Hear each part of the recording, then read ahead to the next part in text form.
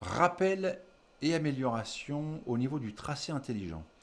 Certains d'entre vous, comme vous le voyez ici, sont éventuellement amenés à générer des carnets de plans ou des folios et de par le fait génèrent finalement toute leur mise en plan dans l'espace objet et n'utilisent pas les présentations.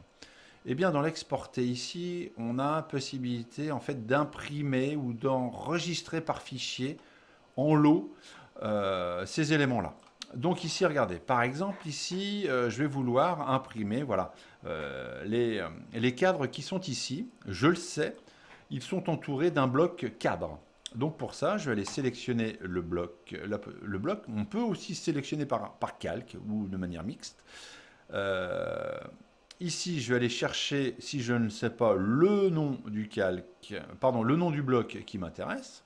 Si je ne le connais pas, donc je vais par là. Si je le connais, je peux aussi directement l'écrire. Arrivé là ensuite, ce que je vais vouloir, c'est imprimer dans un PDF. Donc je vais cliquer sur l'imprimante et à ce moment-là, je regarde la partie de droite qui va me permettre d'imprimer soit sur papier ou en PDF. Donc je vais préférer le PDF. Mes formats sont des A4, c'est sélectionné. J'utilise mon style de tracé habituel, noir et blanc ou en couleur. Voilà, je vais centrer le tracé et ajuster tout ça. Je vais vouloir enregistrer mon fichier PDF dans un dossier précis. Il est ici avec le nom à ce niveau-là. OK? Deux possibilités. Soit on va générer un PDF par mise en plan ou un PDF multipage. Donc je vais cocher multipage. Ça va me permettre d'enregistrer un PDF avec plusieurs feuilles. À partir de là, je pense que je suis bon. Il ne me reste plus qu'à faire mon choix d'objet. Donc regardez, si je fais mon choix d'objet, même si je prends plein d'autres choses, il va me sélectionner seulement ce qui est contenu dans le bloc cadre. À partir de là, vous voyez, il m'a sélectionné deux objets. Je peux voir ma sélection. Voilà, elle est entourée ici en rouge et par une croix. À partir de là, je sais ce que j'imprime. Je fais échappe. À partir de là, je peux tracer. Voilà, donc il va générer dans un dossier qu'on a spécifié. Voilà. Il va me générer donc un PDF. Le voilà le résultat dans mon dossier, vous voyez, de carnet de détails. Si je double-clique sur Tracé intelligent, je vois ici mes 12 feuilles qui ont été générées dans un fichier PDF. Donc ça, c'est la première possibilité.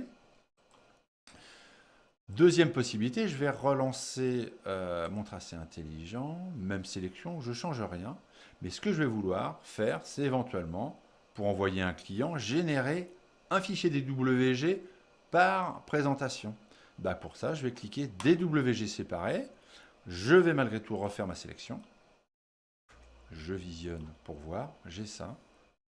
Et à partir de là, je vais de la même manière dans le même dossier, ici, avec un nom éventuellement export ici. Enfin, ça va générer, là c'est même pas d'importance parce que si ça va faire un préfixe au niveau des fichiers, export ici, donc là je m'occupe pas de la partie imprimante, je vais tracer, et là, ça va très vite. Regardez ce que ça m'a généré. Je vais aller ici dans mon carnet de détails, ne bougez pas, voilà. Donc ça m'a généré autant de fichiers, hein, donc les 12 avec le préfixe export. Donc si je double-clique, voilà, j'ai mon fichier qui est ouvert. J'en prends un autre, voilà. Chaque présentation maintenant est isolée.